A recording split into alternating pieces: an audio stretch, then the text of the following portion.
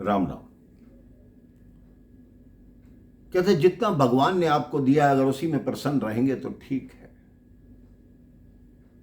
क्योंकि अगर ज्यादा मांगते जाएंगे तो आप लालच के गर्त में डूबते चले जाएंगे। ये एक सच्ची कथा है जो कि तिब्बत की है। कहते हैं वहां एक चमत्कारी सरोवर था जो चारों तरफ से वृक्षों से घिरा हुआ था। उस सरोवर की ये मान्यता थी, अगर कोई जानवर, कोई पक्षी, कोई पशु उसमें स्नान करेगा, उसमें डुबकी लगाएगा तो वो मानव बन जाएगा, और कोई मानव उसमें नहाएगा, डुबकी लगाएगा तो वो उसमें देवता के गुण आ जाएंगे। एक दिन एक व्यक्ति ने उसमें छलांग लगाई। जब वो बाहर निकला तो उसमें देव वाले सारे गुण आ गए, उसमें शक्तियां आ गई। ये सब कुछ एक वृक्ष पर बैठे एक बंदर और बंदरिया देख रहे थे। उन्होंने कहा, हमें आज तक नहीं ज्ञात, हम इसी सरोवर के किनारे रहते हैं और हमें आज तक नहीं ज्ञात कि ये चमत्कारी सरोवर है। हमें अपनी आंखों से देखा कि एक मनुष्य आया और उसने इसमें डुबकी लगाई तो वो देवता बन गया। उन दोनों ने सलाह बनाई कि हम भी इसमें डुबकी लगाएंगे।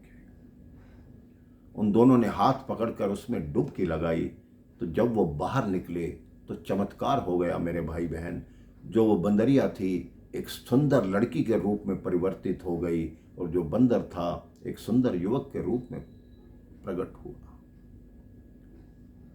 अब मानव का मन जितना मिल जाए उससे संतुष्ट नहीं होता। बंदर ने कहा, देखो हम मनुष्य तो बन गए, अब ऐसा करते हैं एक बार डुबकी और लगाते हैं तो हम देवता बन जाएंगे। उस बंदरिया ने कहा, नहीं, मुझे जो चीज मिली है, मुझे जो देह मिली है, मैं उससे प्रसन्न हूं।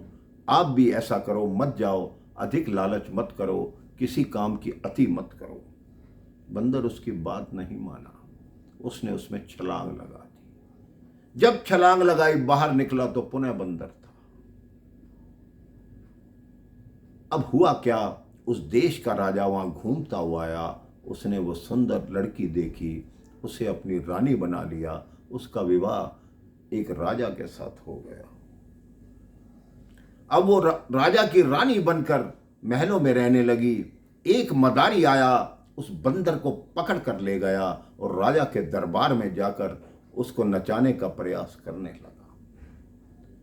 अब उस बंदरिया ने पहचान लिया कि ये वही बंदर है। वो मन ही मन बोली, मैं तुम्हें कहती रही कि अति मत करो, अति मत करो, लेकिन तुम्हारे मन में ऐसा लालच का बीज उत्पन्न हो गया था। तुम अपनी दशा देखो और मेरी दशा देखो। लेकिन उसके पश्चात बंदर कुछ कर नहीं सकता था। उसने कितनी बार ही उस सरोवर में छलांग लगाई, लेकिन वो पुनः परिवर्तित नहीं हुआ। ये कथा छोटी सी है, लेकिन हमें ये सिखाती है कि भगवान ने जितना आपको दिया है, जितना आपके भाग्य में है, उसी में संतुष्ट रहिए। और अधिक प्राप्त करने के चक्कर में पाप की गर्त में मत डूबिए, लालच के कुएं में मत गिरिए, और प्रभु का सदैव धन्यवाद कीजिए कि आपने जो दिया हमें वही स्वीकार है। हम उसी में खुश रहेंगे। राम राम, जय श्री राम।